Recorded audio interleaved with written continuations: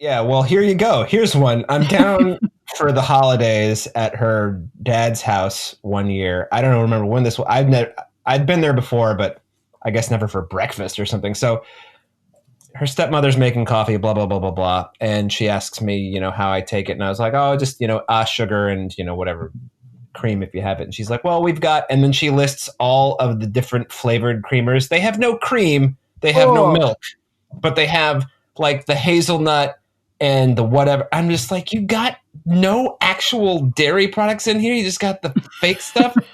And it's not even like sugar and sugar.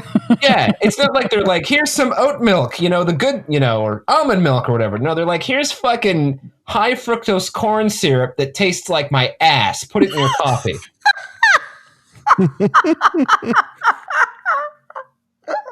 Every time I see those like pumpkin spice creamers, all I'm going to be thinking about is your ass, Dave. So thanks.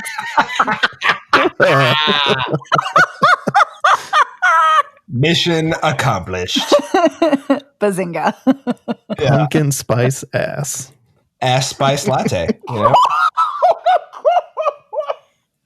I just spit out my water all over my face. You're welcome.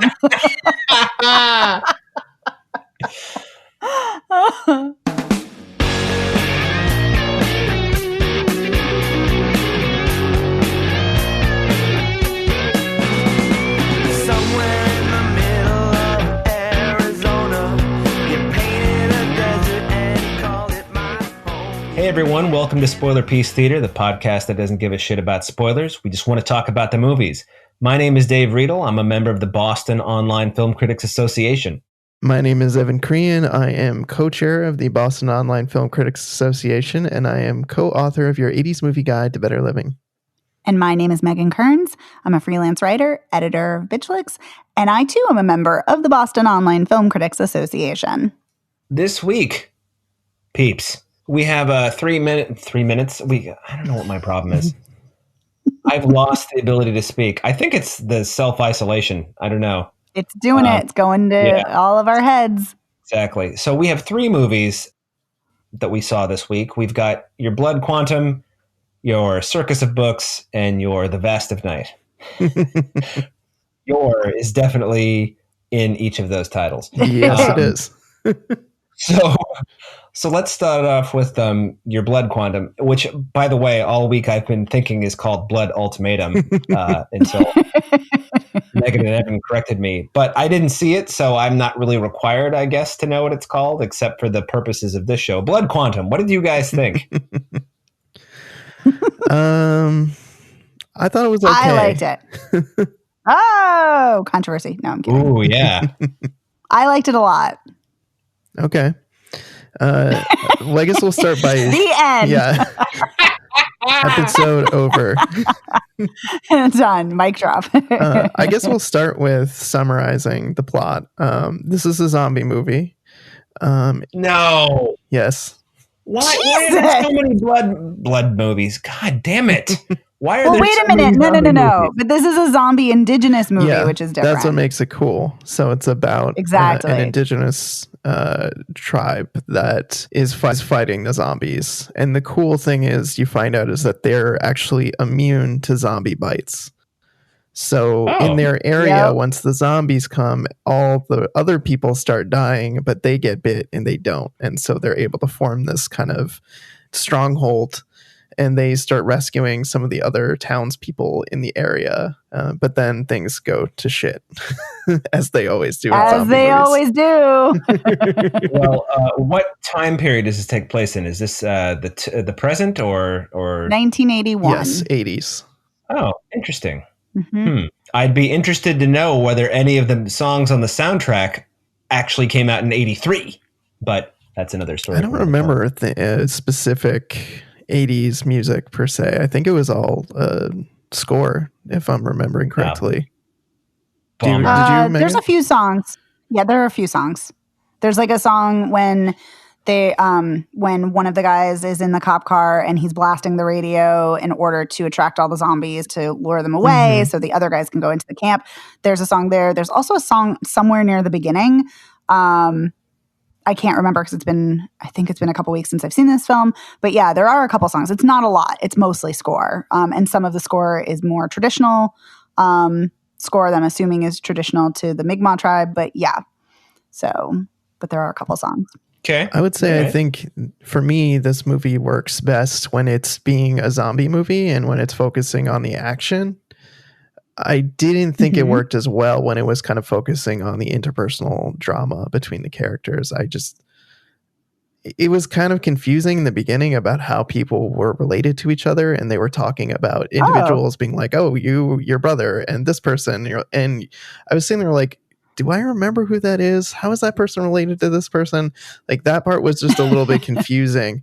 But then also I just felt like that part was just not working as well for me as when it was just, we're killing zombies and it's action and it's fun. And for me, it was just so light and enjoyable. Like, it centers around this guy who's like the sheriff and his father and his two sons, which he's had with who have different mothers.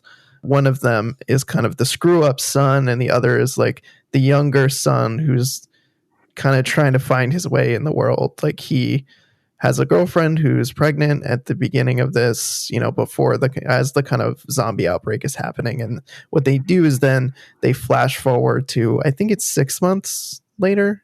It is 6 months later, when they're kind of established now in their new camp and they're trying to figure out their way in the world as we're, rescuing survivors who are, white people from the village or from the town that they've, rescued, and trying to figure out how the hell to set up their community. And that's kind of like the crux of it, is that the screw up son is like, these people are freeloaders and we don't need them. And like, basically, let's get rid of them because they suck. And everyone else is like, no, they're human beings. Let's not feed these people to the zombies. And that's really the point of disagreement. So I agree with some of what you're saying, Evan. I agree that the action is the best thing in this. I think when it's action-packed, it's great. I love how bloody it is. I love how gory it is. It's a lot of fun, and it's really great. And the cinematography is great, particularly in those scenes. But I actually think, and I think there are some for me, more minor flaws. I think there's some.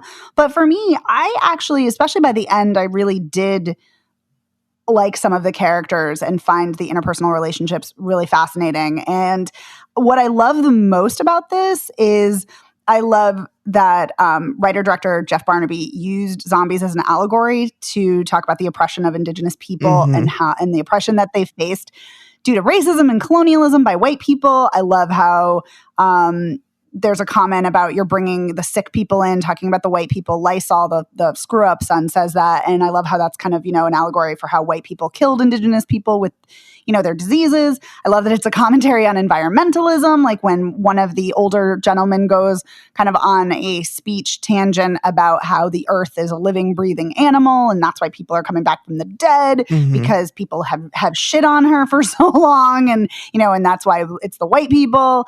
And, but he also posits that maybe the earth forgot about us too. And I love these themes happening, and Jeff Barnaby does that throughout his films, where he uses film as a way to talk about issues that are impacting indigenous people. And I think that that's really important, and I love that. There are also other moments that I love. Like, I love that animals are zombies in this. Like, hello, zombie fish. Yes, please. Is there a zombie that's here great too, in the beginning? I think so. No, I think so. A different zombie movie, I think. Oh, I think I know what you're Train thinking to of. Busan, Yes, which I also watched. Yes. Train to Busan's amazing. I love Train to Busan. But there's also a zombie dog, and so I love because that's always, whenever I'm watching like The Walking Dead or other zombie things, I'm always thinking like, oh, are animals immune? And nope, they are not immune. And that's actually where people contracted it, was from the fish in the water. And I think that that's really intriguing. And I also love the woman who plays Joss, El-Maja Tailfeathers. She was also in the movie The World Remembers When the Body Remembers When the World Broke Open, and she's fucking amazing in that. And I think she's really good here too. And there are moments that I love. Like I love when Trailer, the police chief, like dies and they're like holding on to each other. I wish it hadn't been in slow motion. I don't think that was necessary, but I love when their like hands are held and as he's like starting to get eaten alive. Like I thought that was great. I started crying when the grandfather says to Joseph, the quote, better son or better grandson. And he's like, I'm not leaving. I'm not going with you guys. I'm not going to leave my land again. Like I was like crying at that. I'm like, oh my God, this guy's amazing with his, with his sword, like fending off this horde of zombies. And like, that was great too. The grandfather is badass. I wanted to adopt him as another grandfather for myself because he's so badass in the movie. He is. I actually wish he'd been in it more. Like there's not enough of the grandfather. I will say, I think the big flaw of the film is I think there's too much about the brothers. I actually cared way more about all of the other characters than I did the two brothers. I wanted to know way more about everybody else and what they were doing and what they were up to and how they survived and whatnot, more than the brothers' struggle, this kind of Cain and Abel, shit that just didn't work for me. Yeah, I agree. But for me, it's a minor flaw. And, because I liked the rest of the film so much. So, yes, I agree about that. I think the brothers, their storyline was probably the least interesting. I also don't know that I cared enough to hang on for as long as we did at the end to see the birth of the child. Like, that just felt like to me, it just felt a little tacked on. Oh, God, I loved that. I thought that was spectacular. I was so tense throughout that whole thing because when he like hands her the baby and I'm like, oh my God, she's gonna zombie eat her baby like the woman in the beginning of the film when Trailer goes to the house and you hear this like squish, squish, squish and this woman is eating her baby that she then drops. Oh my God, it's so gross and it's so amazing. Yeah, that was it's a horrifying scene. It's so good. I liked the themes that they were going for. The ones that you were mentioning, I just wish they came through a little more for me. Like to me, that little bit where the guy was talking about the earth, I felt like was kind of a throwaway line. Like if you're paying attention, you're like, okay, yeah, cool. I see this kind of like underlying theme, but I didn't feel like it was present enough for me. Like I wanted it to either kind of go more in that direction and more of like a thinking person zombie movie or just more in the action direction. Like I feel like it could have edged either way and I would have been happy with it either way because I think action wise it was so fun to watch and so gory. Like when the zombies are going across the bridge into the harvester that they set up at the roadblock and they're just like, that was great. Shooting blood everywhere and the grandpa with the samurai sword and the guy with the chainsaw who was walking he was great. Chainsaw first into the building. That was all very entertaining and pretty. I think we should probably address the zombie eating the brother's dick. That was pretty gory and gross. That was something. I mean, there's a lot of gross bodily things like that, like where he tells the story about how he's going down on a woman and he goes into the police station and they think he's gotten into a fight because he has blood all over his face, but it's clearly period blood. And then when the other brother like literally shits off a bridge onto a car, like what the fuck is this movie? So I mean, there's some interesting bodily choices happening. Interesting. They kind of, for me, don't really gel with the rest of what's going on, especially the bridge shitting scene, but also the period cunnilingus the period blood story feels like kind of just totally out of left field. Yeah, that felt really strange too. Those parts did not work for me. Especially because they kept talking about the shitting on the car. Like it kept coming up over and over. Like I'm trying to forget that happened. But speaking to your point about like the things they did to the zombies, what I really appreciated that they were very smart. Like they, set up traps and they, were clever in how they, worked together as a team to take down the zombies or to clear out a building. And that was nice to see because you don't always see I mean, hopefully you do, but you don't always see clever actions happening in all horror movies. Sometimes you see people and you're like, why are you making that stupid mistake? And sometimes that's realistic. Sometimes it's just clearly not. And it's, a lack of, writing. But yeah, I thought that the way they combated the zombies was really great. And I liked that. And I wanted more of that. Yeah, there weren't too many occasions where I thought that somebody was being stupid, other than I wish that the grandpa did not decide to die on his land. I just wanted him to live at the end.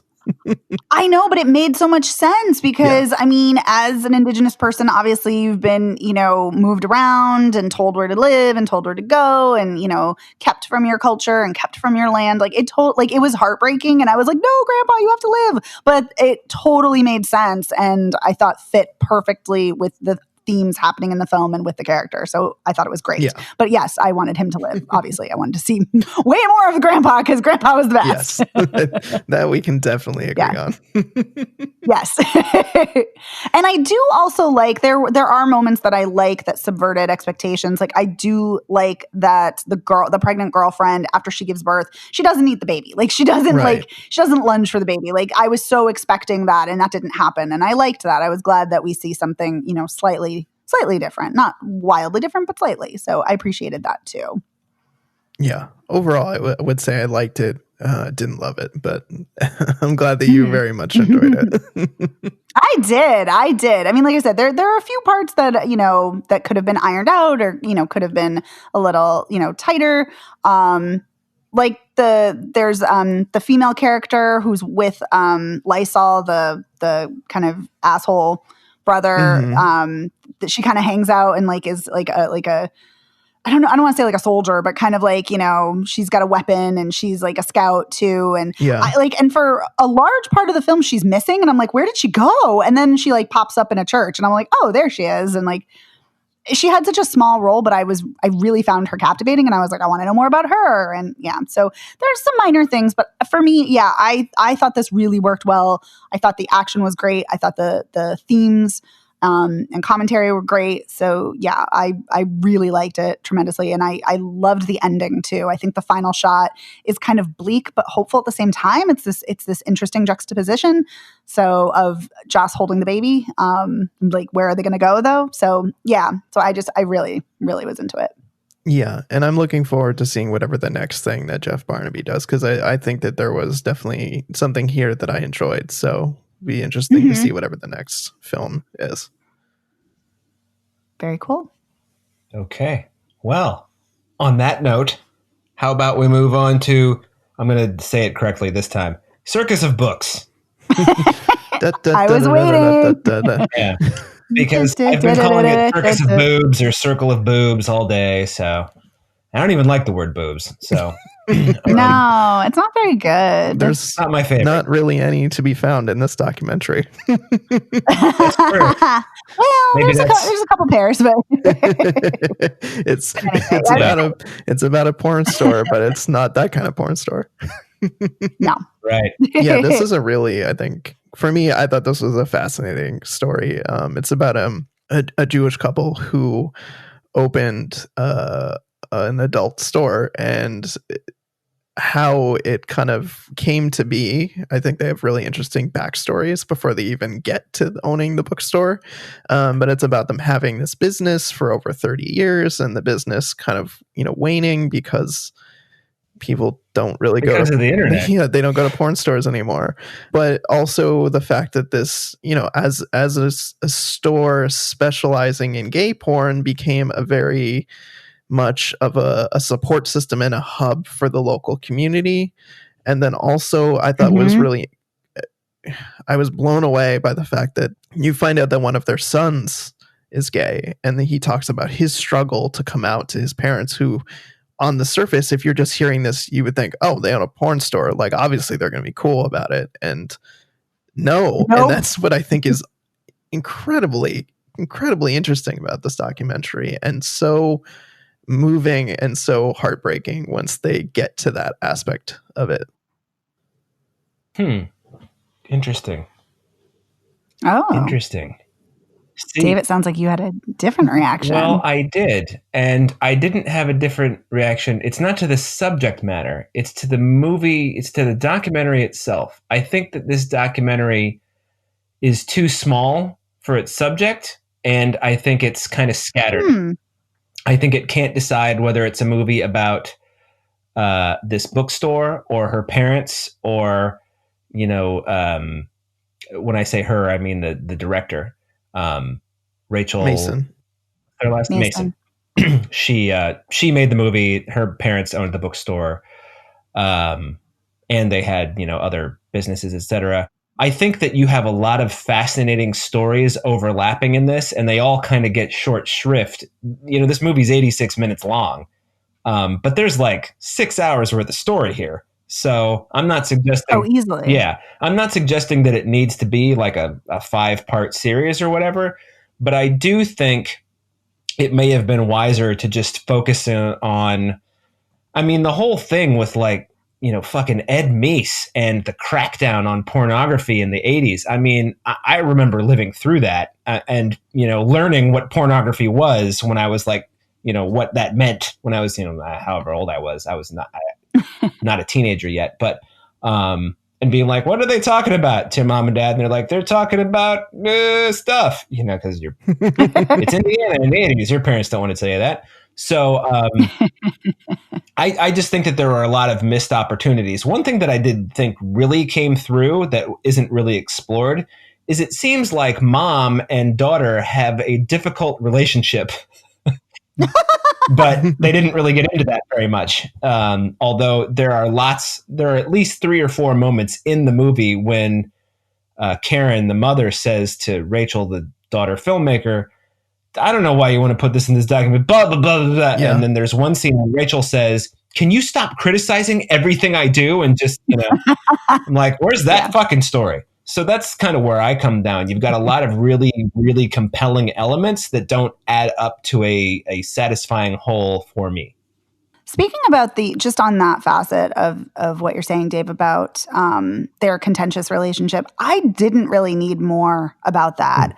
I thought it came through well enough just by seeing how the mother Karen was, just that that's kind of how she is. She's probably very critical, and so for me, it worked in that way. And I read an interview that Rachel said she's very private and she struggled with how much of herself she wanted to put in the documentary, which I think is kind of interesting considering she is in this. We see her behind the camera. We see her interviewing her family. She's on screen. So I was really kind of surprised to see that because I'm like, you're in this, honey. What do you mean? But I do agree with you, Dave, that it's very scattered. Especially in the beginning, I think for me, it was kind of a rocky start. But I really appreciated the scope of this. I wanted more because you're right that it could easily be 6 hours.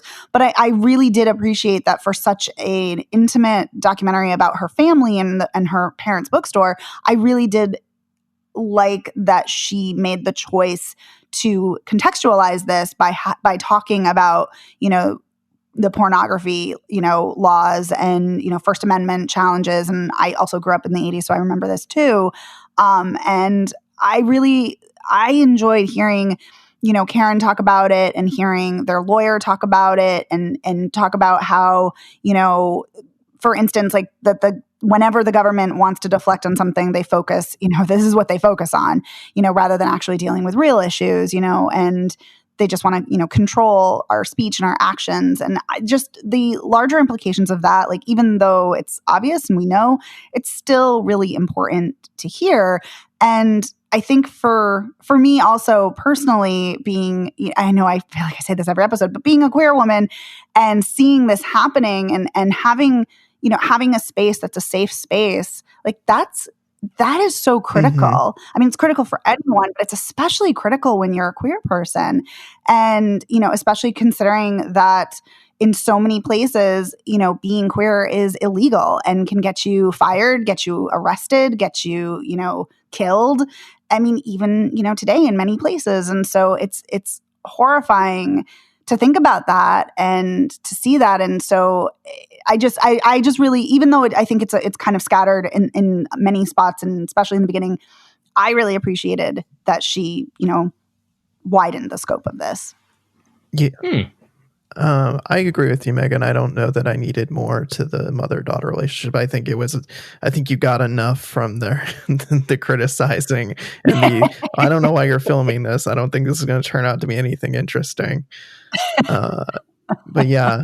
Which is also kind of fascinating to think about that. Like, there's so much interesting information here, and just like, there's nothing good here. There's so much. I agree with you. It's incredibly interesting to see the lawyer and the whole piece of the government coming after them, especially given the fact that they talk about how as soon as Clinton got elected, all this stuff kind of went away because a different administration just doesn't care about this bullshit. Yeah. And so it's like, okay, that was, no big deal. And all it took was a changing of the guard, essentially. Yeah. Yep. That was fascinating because I kept wondering, did he end up going to prison? And they're like, Clinton came in. You're like, of course Clinton doesn't give a shit. Yeah. It's like, So saves the day. Man. I can't talk about Reagan without getting really fucking mad. So let's just, yeah. Ooh. Yeah. Well, he is a monster. I know. It makes me so angry that so many people, adults, people who were adults when I was a kid, loved Reagan then and still do. And it's like, do you have any idea what you're saying? I said I can't talk about it. Sorry. Okay. Let's drop it. Let's move on. Yeah. I think one of the other interesting dichotomies in the film is her parents, specifically her mother, who is very religious, and her kind of separation of church and state, so to speak, and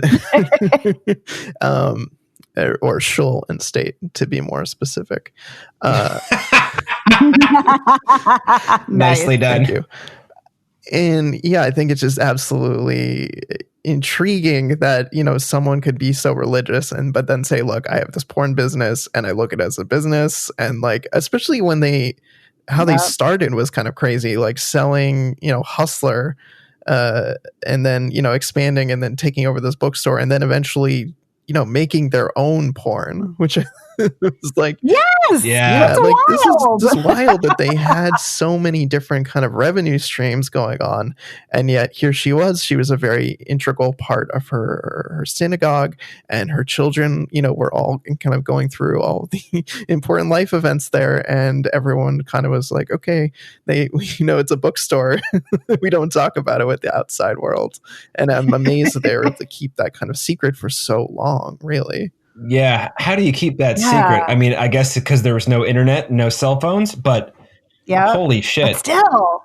I know. Their close friends had to have known. But one thing that I think is really interesting is when Karen says, they would learn what they did for a living, or they'd tell them, or they'd find out, and they say, I don't have a problem with that. She's like, would you say that to a teacher? I don't have a problem with that. Or to a lawyer? I don't have a problem with you being a lawyer. Mm-hmm. No. And I kind of, I absolutely see where she's coming from. It's like, fucking do porn. Who gives a shit? I mean, as long as you're not being abused, fine, Exactly. So exactly. But it is so I thought it was really interesting that too. And I also thought, kind of piggybacking on what we were talking about before, but also segueing to something else, I think it was interesting when they had the interview with the porn star Stryker, and he said that you take a risk of imprisonment at any part of the adult movie industry. So they were taking a risk, just having their bookstore and by producing, gay porn. But I also think I totally lost my train of thought. I apologize. It's okay. It happens. So you were talking about Stryker in his interview, and being Dave. Well, I have something to say about Jeff Stryker. Jeff Stryker, when he I know what I was going to say, but keep going. Okay, well maybe I won't forget. I won't maybe forget. Maybe we're coming to the same point. When Jeff Stryker said one of the reasons they people wanted to work with them is because they were a nice, honest couple who ran a business, and it's like he said at that time you didn't get that in the porn industry very much, so everybody wanted to work with them because they knew they wouldn't be screwed over. So I thought that why not exactly. I want to work with the nice, honest Jewish couple. Jesus, how hard is that to understand? Right? Yeah. So what I was going to say, speaking about that and kind of jumping off of that, like I personally have a massive issue, like a kind of, I don't want to say love-hate because that's the wrong terminology, but I have a massive issue with porn because, especially with straight porn, because of all the exploitation of women specifically. But that's why feminist porn is great, queer porn is great, because that still can happen, of course, but it tends to happen less. So but at the same time, porn, and they talk about this in the documentary, and I love that the, former employees and directors were talking about this, but porn is in many ways so integral, especially in a queer existence, because if you're not seeing yourself represented in your families or your friend circles or on screen in media, you don't necessarily know what you want, or you may not feel validated. And so that's why it was such an important part of so many people's lives, because not only was it an important safe space just in and of itself, a physical space, but also seeing all this porn that was like, yes, this is me. This is what I want. This is what I want to see. And that's incredibly validating and so crucial for people's, identities and development in their lives. So I think that's, so even though I personally have some issues with porn, I applaud this space and this documentary for exploring that. # representation. Woohoo! All day, every day. # I'll sign on to that. I don't know. Yeah.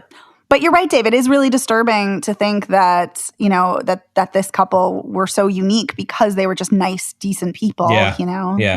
I mean, if you look at, I don't have any opinions. Forget it. I'm not going to go into that at all. Yeah. I think a good counterpoint to that is if either of you have seen the movie Mope, which I would say is the dark side of the porn industry. It's kind of seeing an inside look into that. It is a stark contrast because there is a lot of gross stuff in that movie. It just, you feel like I want to take a shower after because it's just so, ugh. Okay. Yeah. I'm not really sure I want to see it now that you're describing it to me.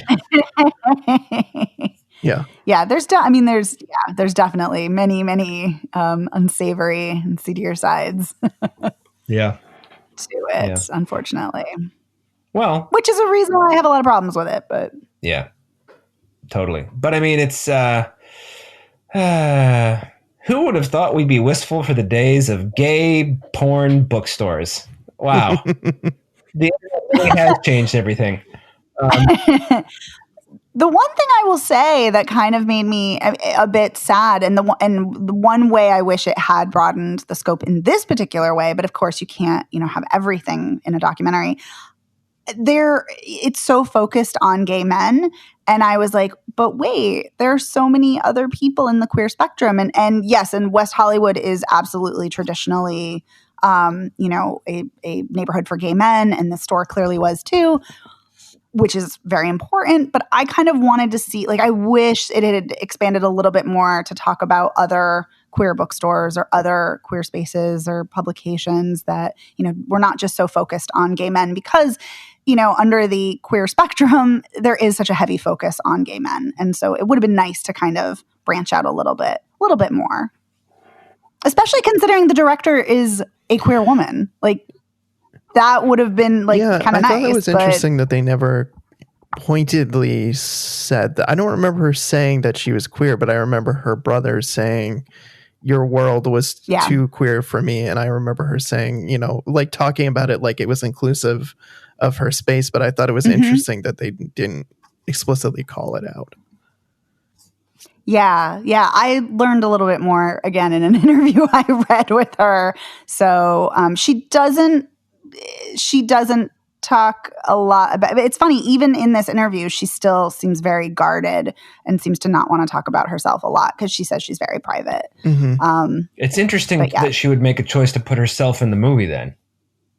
Yeah. Because it's kind of like, okay, I feel like this is the one. I mean, if you're going to be in this movie now and it's about this I don't know. I'm not in her head. I don't know what, her reasons are. But they're her reasons. So it does seem, but like Evan was saying, it seems like, hey, there's a whole thing here. This is kind of what I mean by scattered. It kind of comes up in that conversation with her brother. And there's that brief moment afterward, 2 or 3 minutes of like the scene where she's talking about my high school scene, which was so inclusive. And yeah, sure. Right. And then it's like never brought up again. So right. And I want to be clear, she may not identify, she may not explicitly say queer, although she did when she was talking about herself in high school. So in the way she was I hate to say there's queer coding, but there is, and the way she's talking in this interview that I read, it seems very much like she's a queer woman, but she may not identify that way. And I never want to label someone else and how they self-identify. But it did make the reason I always like to read interviews and I'm always curious about the behind the scenes.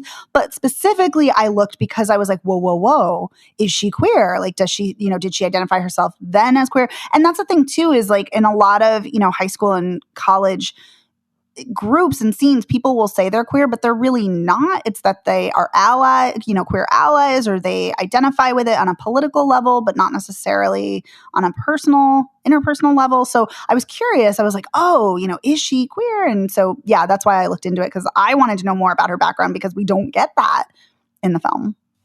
Yeah. So, like we were saying, lots of little things. Yeah. I personally liked it a lot. Yeah. I mean, I didn't mind so much that it covered a lot of ground. I could see why that would be a point of criticism, though, where you would feel like, okay, I wanted it to go in more of a pointed direction, because I think that can be a problem in a documentary where you feel like it's just too scatterbrained.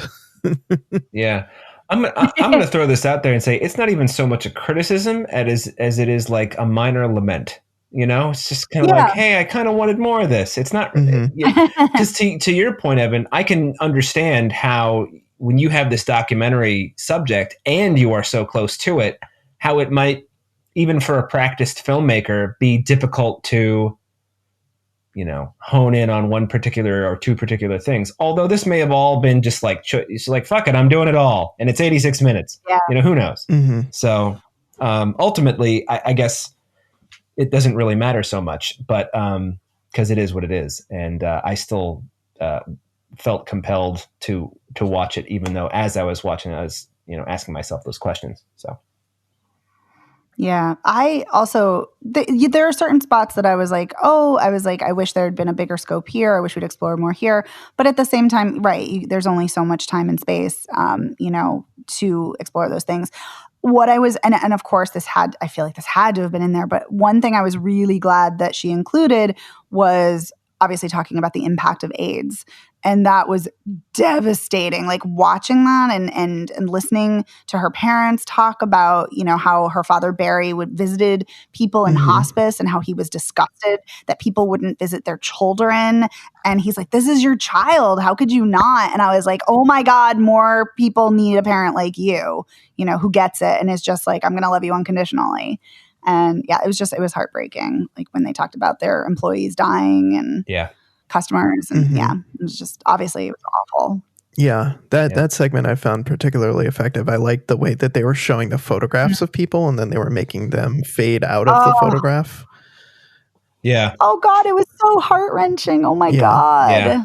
But it was really good. One of the guys who was actually, in archival footage, the video, the guy who did their video service, shipped out the videos. He was someone who disappeared from one of the photos, which is like, oh, we saw that guy. That's very sad. Yeah. You're right. Well, on that note, does anybody have anything else, or shall we move on to? I was going to say Circus of Books because I looked at my notes the wrong way. Or should we move? Megan, do you have something else? Yeah, I was just going to say I really like that because such an important point of the film is her brothers coming out and how her mother can't, reconcile and her two spheres.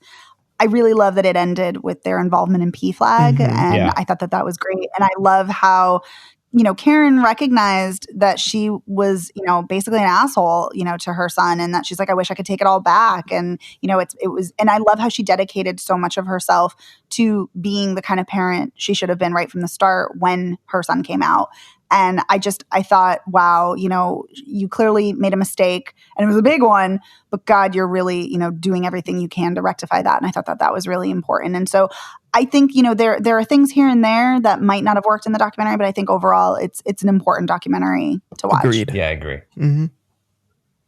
And P flag, or as they call it in German, flag, because, you don't pronounce P.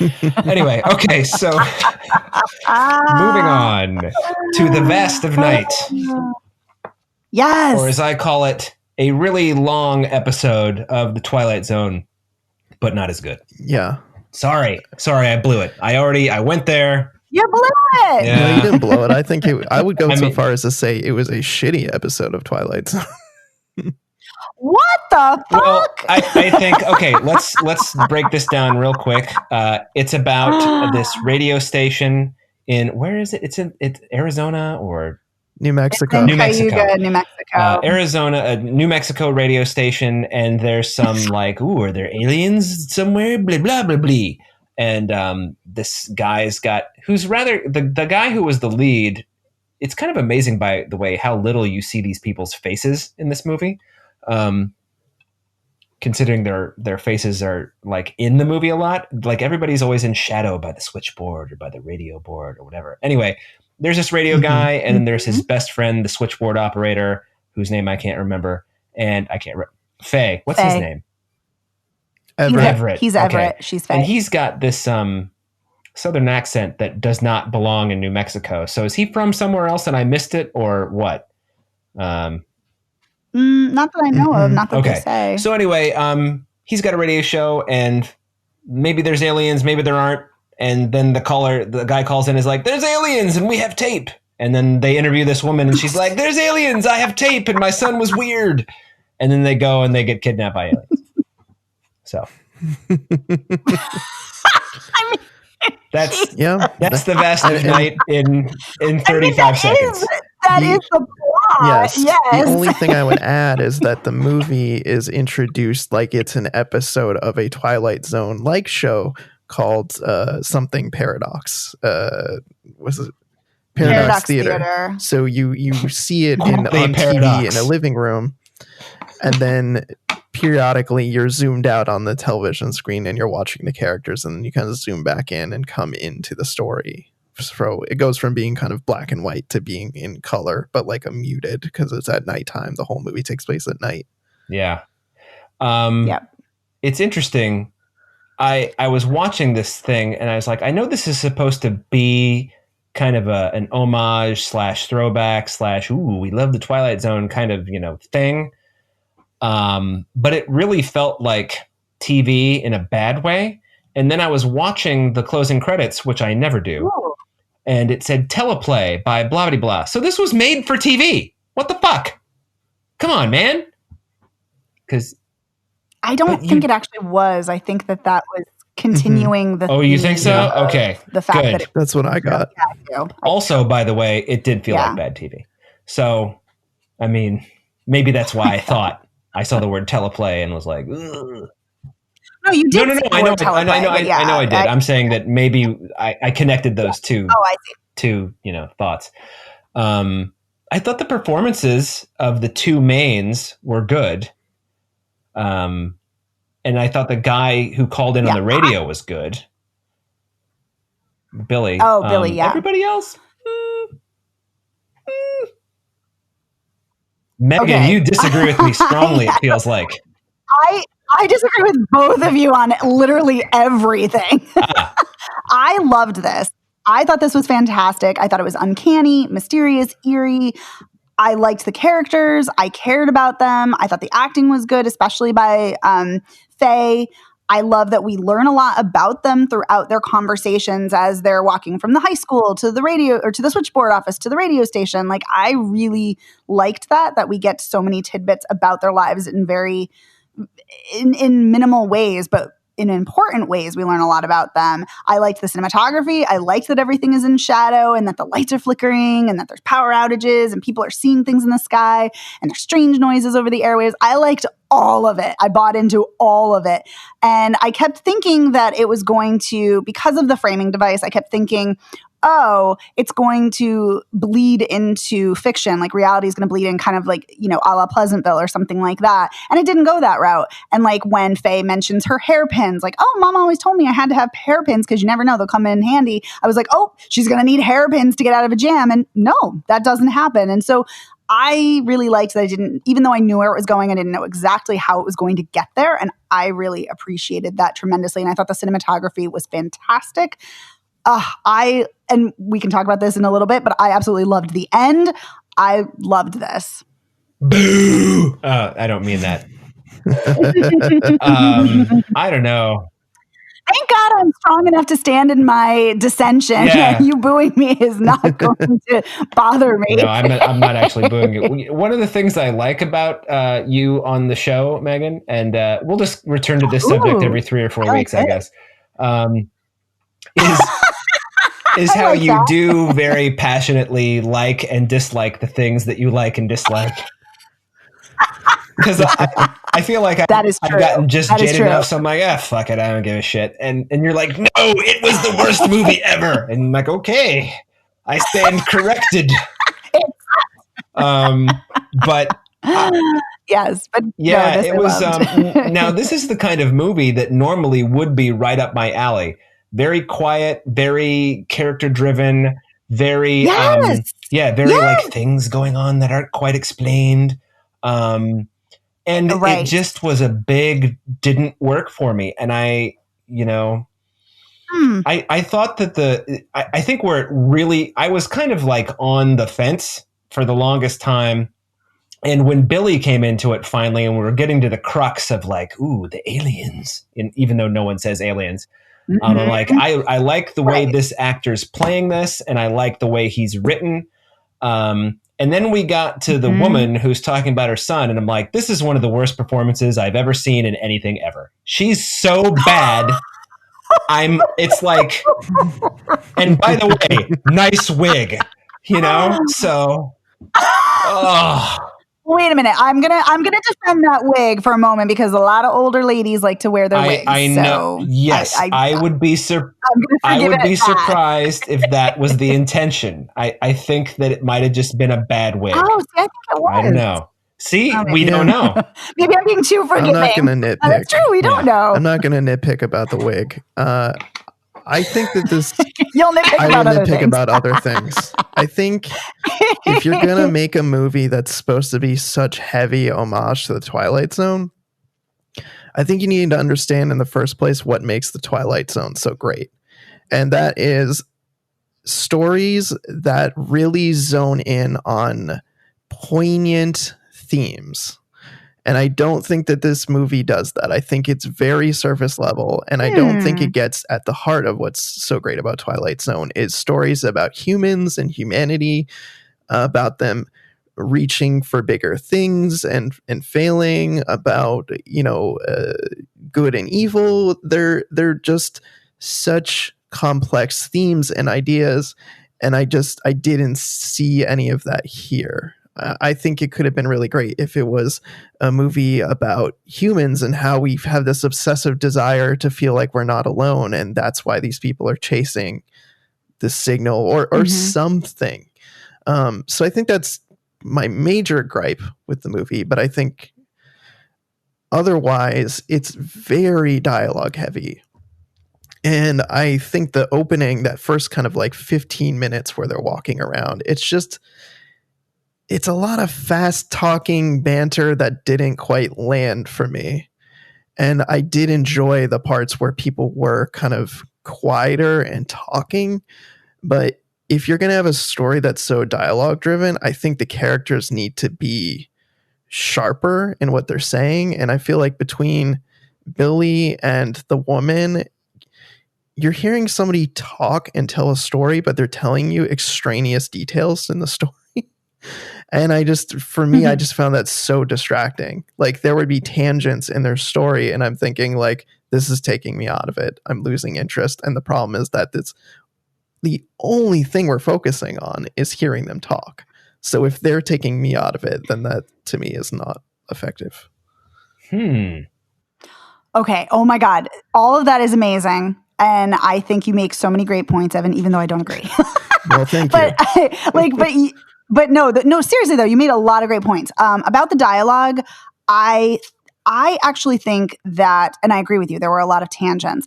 I think that's the way people tell stories. And so I think that in addition to it just being a dialogue heavy film, which I always enjoy if it's done well, and for me it was. I know it didn't work for you guys, but for me it did. I will say though that I think that is the way people tell stories, especially I hate to make a generalization, but sometimes older people, and especially Mabel, the older woman, she hadn't had anybody like come around, it seems like, for a really long time because she'd alienated everybody because they thought she killed her son when he disappeared and she thinks aliens took him. I think that because she had a captive audience, she was like, well, I'm going to tell everything and literally everything. So to me, it made sense.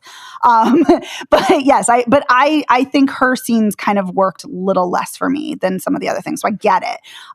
As far as the human poignancy, you're right. Twilight Zone, it was brilliant at that. Absolutely masterclass on that. And I agree with you. I actually disagree, though, about the film not having that. I think it's there. I just think it's a little more subtle or maybe not as pronounced, perhaps, or, you can argue maybe it didn't do it as effectively. But I think there are a couple things happening. One, I think there's an interesting commentary happening about Native people.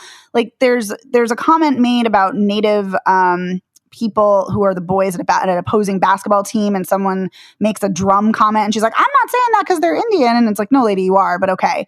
And then Mabel, when she tells her story, talks about this, I believe it's fictitious because I tried to find out what it is and I didn't find it anywhere, this Bulls Acre raid about this train and how people disappeared, and people assumed that the people on the train disappeared because they were taken by Native Americans. And so I think there's some kind of commentary being made there. And again, maybe not as effectively as it could be or explored as much, but I think there's something there. But about the characters, the main characters, Everett and Faye, I think especially for Everett, the fact that he is so obsessively driven to finding and following this story, that he thinks it's going to be newsworthy, that he thinks there's something here, that is his motivation throughout the entire thing. And that's ultimately his undoing. Like that ultimately is why they get abducted. And so for me, that kind of, humanity did work, this kind of obsession of getting the story, of curiosity. And the fact, not even just that, but he thought that this story, if it was big, could get him out of this small town, because they both talk about at various points, they want out of this small town because she wants to go to college, but she can't because she can't afford it. So she's going to work as a switchboard operator, and he wants to go out west. So they did get out of town, though. So I don't mean to interrupt you, but technically they did get out of town. Yes. Technically they did. You are right. So I think there are those themes kind of happening. So that's why it worked for me, but I can get why it didn't. You know what? I said that the guy who played Everett worked for me, but you know what worked for me? Actually, it's interesting, Evan, that you didn't like it. Yes. The opening 15 minutes or so, when he's like, talking to everybody before they go to the high school thing, and he's just like shooting the shit with people. That gave me a sense of his character in a way that made me more forgiving of the next 75 minutes. Because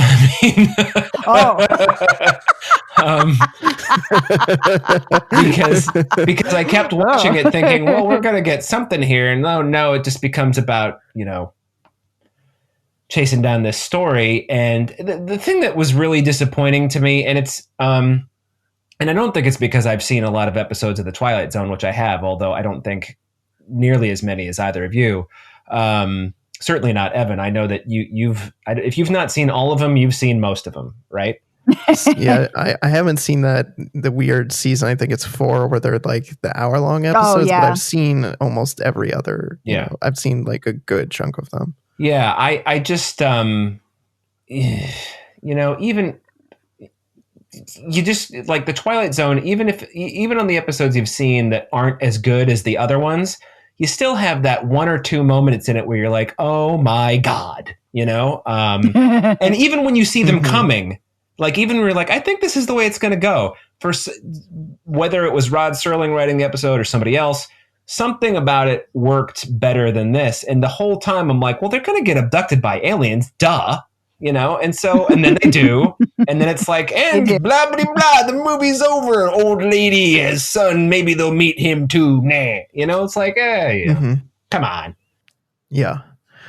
Yeah, I don't think I had any of those kind of aha moments. I can see what you're saying, Megan, about his curiosity becoming his undoing. And I think that if I felt that theme came through stronger, I could have been a little more on board.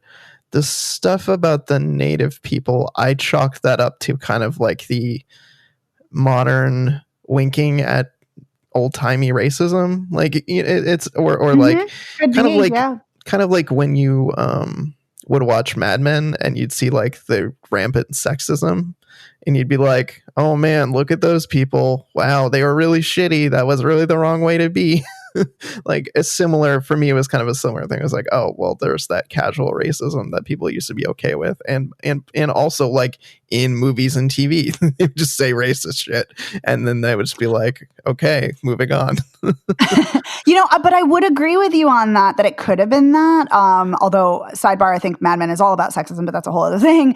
But the fact that Billy talks about the fact that he's a black man and that all of the people who worked on that military detail were either black men or Latinx men, I think that indicates a awareness of, racism, that it's not just, oh, we're going to put this in to show casual racism or to be, authentic to the time period. I think it was to show something more, because he's like, well, who's going to listen to us? He's like, no one's going to listen to us, because they're people of color. And so I thought that was clearly a message they were trying to convey. Yeah. I said, whether or not they did it effectively, that's a different story, but yes, but I think that was intentional. Yeah. And I think that scene in particular was probably for me the most resonant.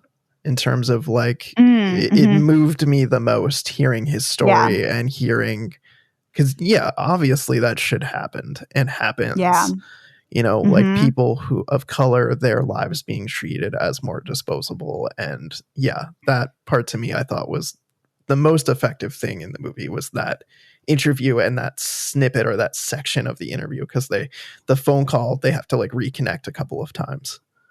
Yeah. No, I agree. I loved Billy. I loved that. I also I loved that bulk of dialogue. And the director talked about in to Filmmaker Magazine. He said that he almost had it like 12 minutes of black screen and just the talking, and then they cut it down to 10, and then it ended up being a total of like 5 minutes.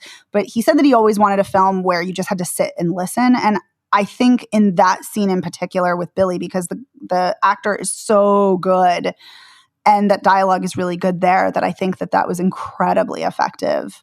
Yeah, okay. I loved that. But I also want to talk about before we end the show or the discussion, I also want to talk about, like, I absolutely loved the cinematography when the shot is going back to the high school, like from like when they're at the radio station, and then the camera is like zooming to back to the high school, and then it zooms up and then comes back. I love that. I love the cinematography of the actual spaceship and how you see like the wide shot of how huge and massive it is. And there's this little teeny tiny like saucer like going into it. And it felt very Close Encounters of the Third Kind.